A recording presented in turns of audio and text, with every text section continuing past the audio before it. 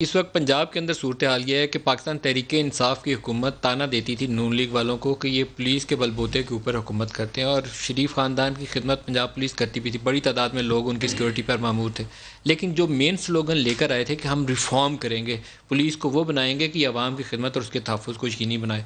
जिन IG साहिबान को चुन कर लाया गया और मैंडेट दिया गया, उनकी अगर फहरिस्त पढ़ें तो क्लीम इमाम 3 माह इनको मौका मिला, 13 जून से लेकर 11 सितंबर 2018 तक। फिर मोहम्मद ताहिर साहब सिर्फ 1 माह मौका मिला, यानी 11 सितंबर 2018 से लेकर 15 अक्टूबर 2018 तक।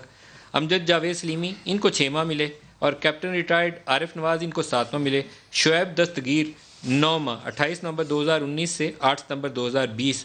और जिस तरीके से शुएब को जाना पड़ा, अपने लाहौर के जो उनके सिटी पुलिस ऑफिसर थे उनके साथ एक चपकलश के नतीजे में IG साहब की छुट्टी हो गई और वो बच गए। ये एक बड़ा अजीबोगरीब कहानी है। शायद